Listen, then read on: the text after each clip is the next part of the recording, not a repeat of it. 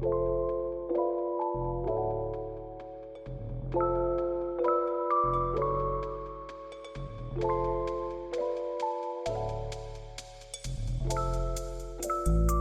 everybody, welcome back yet to another episode of Twerp Terps. All we do here is sit back, chill, smoke some weed, maybe tell a few stories, and pretty much just hang out.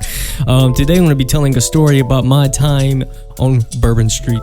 Now, this wasn't an average normal day. This was a crazy night on Bourbon Street. It was during a parade.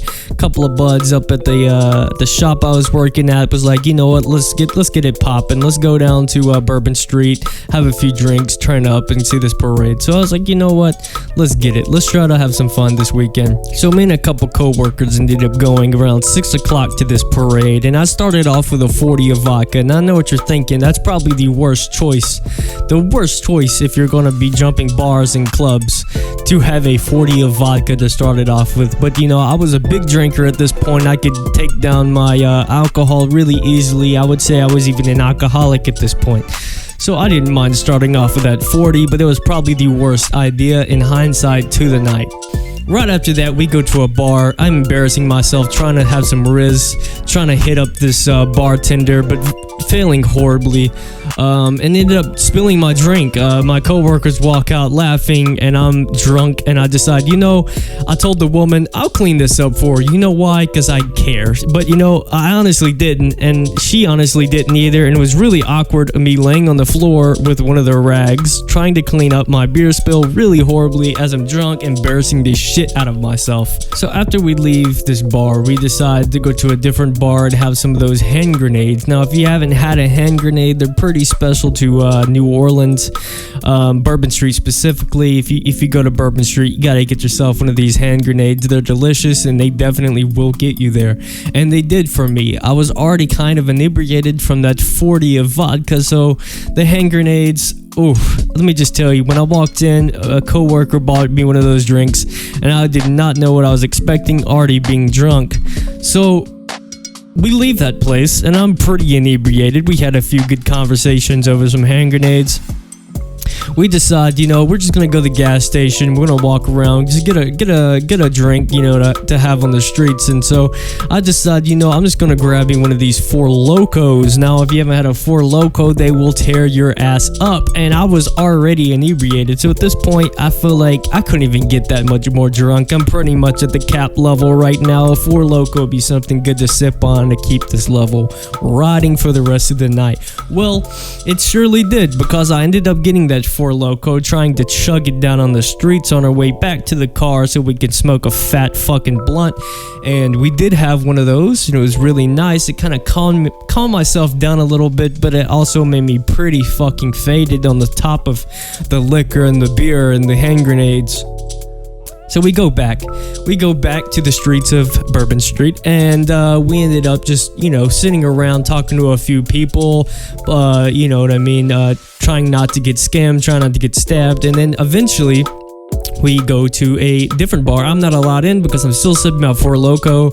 My coworkers are like, you know, just go ahead and set your Four Loco down. We'll have some more drinks inside. Well, my drunk ass was like, no, I paid for this Four Loco. I'm going to drink the full thing. So I sit out there just chugging my Four Loco, trying to get in. They walk back out. They say, you know, something about that it wasn't that good of a spot. We're going to try to go to a different spot. Okay, you know, well, we go on our way. We finally make it to this club. I walk in, I grab 2 drinks, and y'all, I am blackout drunk at this point. I am so inebriated that I don't even know where I'm at. We leave the club, and I'm just walking around. They're like, you know, you gotta stick with us. We can't really keep on looking back, because I was stopping at every spot to like talk to whoever was playing guitar, whoever was playing drums, to just learn a little bit about them. I was just really interested. I was drunk. I was trying to make conversation, but it was the one mistake, because one time I did stop and they kept walking when they did tell me to stay with them, and I did not. I was so drunk I didn't even care about their rules. I was like, I'll find them later. or whatever, and I stopped to talk to some girl.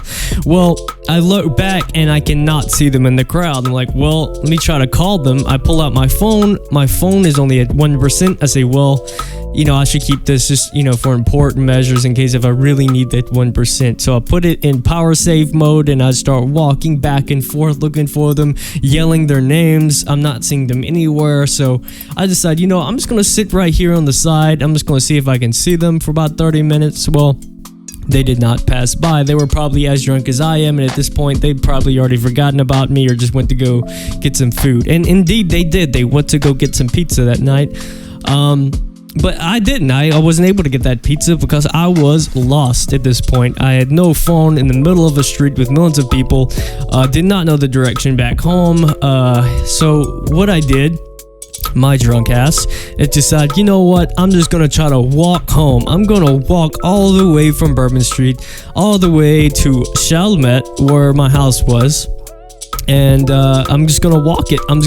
And I did walk it up for about 3 hours, asking people different directions, trying to go, but mainly just going with my instincts of survivability of which direction did I come from, what was a landmark.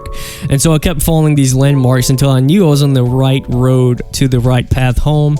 And finally I found a bus station, and I tell the man, hey, I don't have any money, but if you could just give me a ride to Chalmette, that'd be so thankful. I've lost everyone. And one of the people on the bus said, you know what, I'll pay for you. I'll let you onto the bus. And he told the man, take this man to Chalmette. He needs to get home tonight. And I got on the bus. I sat down, head slopped towards the window, drunk as hell, just ready to get home, exhausted, tired from all of these hours of walking. And the bus takes me all the way to Chalmette. But little did I know that I am horrible at landmarks and geography and traveling, because I completely lost where I was at after the bus dropped me off again. I was like, which direction is home? Hear me out. I ended up walking all the way back the way the bus took me for hours over both bridges, all the way miles and miles away from where the bus took me. So after I had realized that I had just walked back the entire way from where the bus took me, I was at this point so pissed, so depressed. I was like, I'm never gonna get home. I'm just not gonna get home tonight. I go into a store, they're kicking me out. Everyone thinks I'm homeless because I have dirt on me. I've been walking all night, sweaty. I tried to use the phone for one of the stores, and they started yelling at me. They tried kicking me out, and they eventually did kick me out when all I wanted to do was use their cell phone so I could get home. And best of luck, I didn't. I ended up going back across those bridges. I ended up sitting on one of the bridges at the very peak, just staring off, and I've realized I'm never getting home. So I crawled under that bridge and I went to bed, and that was my bed for that night. I woke back up at 11 o'clock in the morning, ready to tackle the day. Dehydrated. Waking up under a bridge is not the best spot to wake up. I was literally homeless for this entire night. I found a water bottle as soon as I woke up, but I drank that water bottle. Could have been completely poisonous, filled with syphilis, but I was okay with it at that point because I was so dehydrated. I finally ended up walking more that morning until finally I made it to a place that was open. It was Daiquiri Paradise, and they had free Wi-Fi that I already had known. I sit there and I finally used my 1% on my phone to call a friend, and I said, hey, you know what? I've been walking all night long. I've been drunk since 6 p.m. yesterday. I am completely lost where I'm at, and I need a ride. And little did you know, or little did I know, that I finally was going to get a ride home. I sat there, I slept all for about 20 minutes until the ride got there, and I finally was able to get home. Now that was probably the craziest night I've had on Bourbon Street, mainly because that I was legitimately blacked out, stranded in the middle of the New Orleans streets. Now anything could have happened to me that night. I could have got jumped. You know what I mean? I could have ended up in the wrong place, but I guess I could say that I have pretty good survivable skills because I was able to survive out there that night, and it was probably the wildest night I've ever had of drinking. And let me just tell you, don't go to Bourbon Street unless you have a way home, because oh my gosh, you will get lost out there, you will get drunk, and you'll end up like me, sleeping under a bridge for a night. So that's how I ended up sleeping under a bridge, and that was the night on Bourbon Street. All I could do is tell you is to drink safely, be careful out there, and smoke weed. But thanks for watching Twerp Terps. Come back next week for another story for y'all. I have a lot of these wild, crazy life experiences that I think I just should get off my chest. But I thank you for watching. If you haven't already, hit that like button, leave me a comment. Tell me about the time that you've had an experience on Bourbon Street. And I'll see you next week.